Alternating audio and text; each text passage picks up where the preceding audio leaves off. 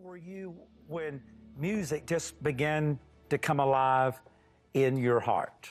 Well, my mother forced us all to take piano lessons when we were kids. Me too. I didn't like it. Neither did I. And I determined if I ever grew up and got married and have children, I would never abuse my children like that. And That we is have so 5 funny. kids, and they've all heard the same speech my mother gave us. Donnie, you eat the food we provide for you. Donnie, you wear the clothes we provide for you. Donnie, you sleep in the bed we provide for you. You will play the piano for 6 years. So we all had to do that. Okay, now looking back, how thankful are you that your mother did that? I wish I would have practiced a little harder. Knowing that what I'm doing today, I would have paid a little more attention. But yeah, thank God for our mothers that forced us to do that. That's where music was in our house all the time. So it's amazing what the Lord can do with a song, But I've been to India several times, and long before I ever got there, the music got there and the message of the music. And there's something about praise and worship that connects beyond generations and denominations and cultures. It connects with the heart. And I'm just kind of a middle-of-the-road singer, but that it just connected with the hearts of the people. And you receive a telephone call in the night that you just never want to receive. And my sister-in-law and brother-in-law had been traveling from Oklahoma to Colorado, and their van was broadsided by an 18-wheeler, and they had 4 little boys in the car.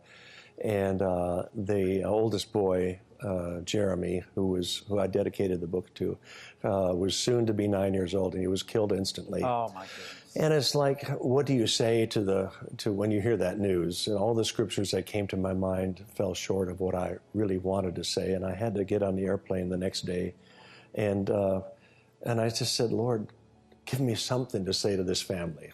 And I began to read from Isaiah 43.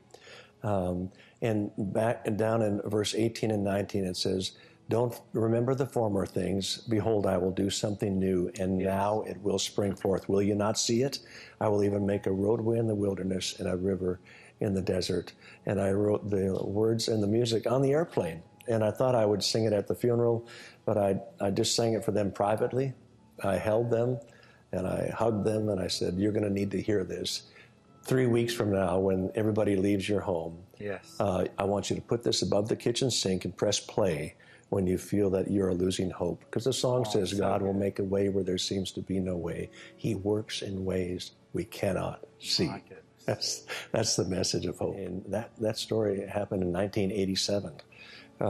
And they had a choice to make. When you go through a difficult tragedy like that, you choose to get bitter, or you choose to press into God and realize that even through that, God will make a way. And they chose to share their testimony, and they've had a chance to share their testimony with really thousands of people all over the world.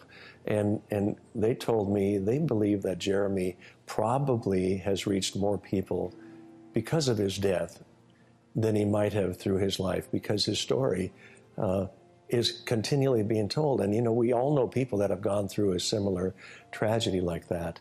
And the message is to bring them hope in a hopeless situation. And that message is still going forth today. For 2 years, I never sang the song again until one day at our Integrity Music staff meeting when I was there. And the Holy Spirit just brought it back to me. And I said, I think I'm supposed to sing this song. So I sang that song. And everybody that day, I think, needed to hear that message. They said, where did you get that?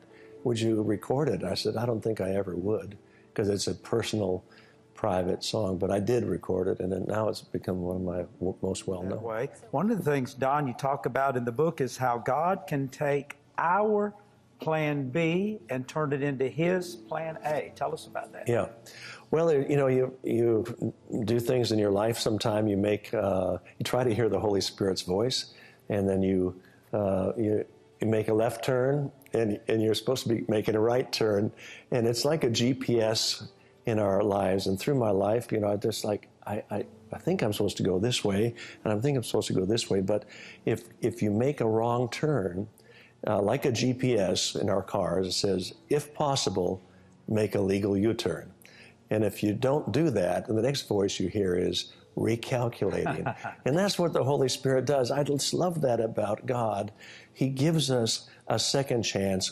And whether you've been through a tragedy or you've messed your life up and you think, God can never use me again, I've got to always settle for plan B. If we'll humble ourselves and if we'll just keep seeking the Lord, He will take our plan B and make it His plan A. The Bible says all things work together for good to them that love God and are called according to His purpose. So He'll take that and He will get you to your final destination.